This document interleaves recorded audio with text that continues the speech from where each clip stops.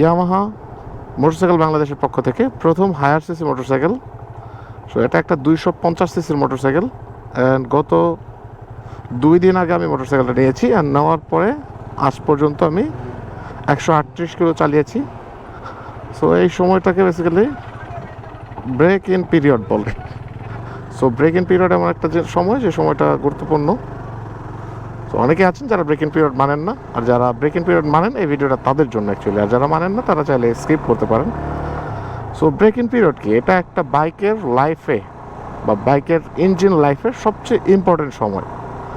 একটা বাচ্চা শিশু যখন ছোট থাকে তখন কিন্তু অনেক সেন্সিটিভ থাকে, খুব যত্ন সহকারে সেটাকে একটা পর্যায়ে নিয়ে আসা লাগে। এরপরে যখন সেটা নিজে নিজে স্টেবল হয় তখন কিন্তু আর তাকে এই এক্সট্রা টেক কেয়ারটা করা লাগে না। সো একটা ইঞ্জিনের ক্ষেত্রেও 0 to 1000 কিলোমিটার অথবা 600 mile according to manufacturer manual, যে এই সময়টা হচ্ছে একটা বাইকের জন্য ইম্পর্টেন্ট সময়। সো এই সময়ের মধ্যে বাইকটাকে একটা নারিশিংয়ের মধ্যে, একটা পলিশিংয়ের মধ্যে খুব যত্ন সহকারে চালাতে হয়। অ্যান্ড এই সময়টাতে রাশ রাইডিং করা এটার ইঞ্জিনের জন্য খুবই হ্যাম্পার। সো এর মধ্যে আবার আমাদের মধ্যে কিছু মিসকনসেপশন বা মিথ আছে, যে বাইকটা যদি আমি 50-এর উপরে চালাই আমার বাইক নষ্ট হয়ে যাবে, বা যদি আমি পিছনে পিলিয়ন নিই সেক্ষেত্রে আমার বাইকটা বিশাল ক্ষতির সম্মুখীন হয়ে যাবে।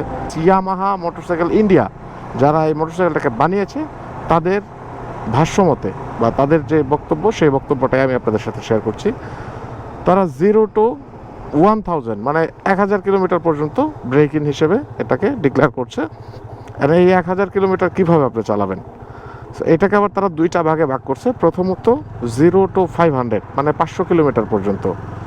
সো 500 কিলোমিটার পর্যন্ত তারা কীভাবে চালাচ্ছে? 500 কিলোমিটার পর্যন্ত অ্যাকচুয়ালি তারা কিন্তু কোনো স্পিড লিমিট করে দেয় নাই, তারা লিমিট করে দিয়েছে হচ্ছে এটার এই যে দেখতে পাচ্ছেন আরপিএম মিটার, হ্যাঁ আরপিএম মিটারটাকেই তারা লিমিট করে দিয়েছে। তো তাদের ভাষ্য মতে প্রথম 500 কিলোতে চেষ্টা করবেন 4000 আরপিএমের মধ্যে রেখে বাইকটাকে চালাতে। এবং আরও একটা জিনিস তারা কিন্তু মানা করছে, সেটা হচ্ছে একটানা অনেকক্ষণ চালাতে মানা করছে, এবং একটা কনস্ট্যান্ট স্পিড, জাস্ট ধরেন আমি এই 3-এ ধরে রাখলাম, জাস্ট 3-এই ধরে ধরে ধরে ধরে অনেকক্ষণ সময় ধরে চালাচ্ছি না, এভাবে চালানো যাবে না, স্পিড আপ ডাউন করে চালাতে বলছে।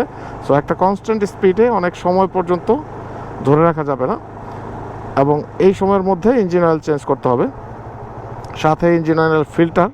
অ্যান্ড পরবর্তী যে 500 কিলো, সেই 500 কিলোতে আপনারা 4 থেকে সেটাকে আপগ্রেড করে 6000 আরপিএম পর্যন্ত চাইলে হিট করতে পারবেন। সো এই সময়টা খুব ইম্পর্টেন্ট। অ্যান্ড ইঞ্জিন অয়েলের ফিল্টার অ্যান্ড স্ট্রেইনার অনেকেই খুলতে চায় না, যেহেতু এটার ক্লাচের যে কেস আছে, ক্লাচ কেস বা ক্লাচ কভার যেটাকে বলে, সো এই ক্লাচ কেসের নাট খোলা লাগে। অনেকে ভাবে যে এটা হয়তো ইঞ্জিন খোলা, এই জন্য স্ট্রেইনার অনেকে পরিষ্কার করতে চায় না। সো এই দুইটা জিনিস পরিষ্কার করতে হবে। এবং এই সময়টাতে যে জিনিসগুলো অ্যাভয়েড করতে হবে সেটা হচ্ছে হ্যাচকা টান। অনেকে আছে না যে বাইকটা পেলেই হ্যাচকা টান দেয়, সো অতিরিক্ত হ্যাচকা টান দিয়ে বাইকটা চালানো যাবে না। এটা কনস্ট্যান্টলি আস্তে আস্তে স্মুথলি রাইড করবেন। সো 0 to 1000 কিলোমিটার আর 600 মাইল।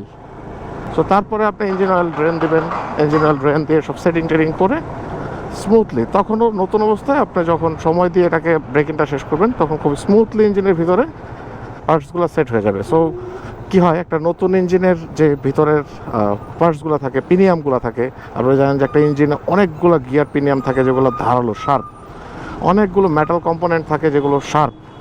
সো এই শার্প জিনিসগুলোর যে কর্নারগুলো পলিশ হতে একটু সময় লাগে। এবং এই পলিশটা আপনি কীভাবে করবেন? এই পলিশটা করবেন অ্যাকচুয়ালি ব্রেকিংয়ের মাধ্যমে। সো আপনি যত সুন্দর করে পলিশ করবেন, যত সুন্দর করে এটাকে রাইড করবেন, এটা কিন্তু লং রানে তত ভালো পারফরমেন্স দিবে।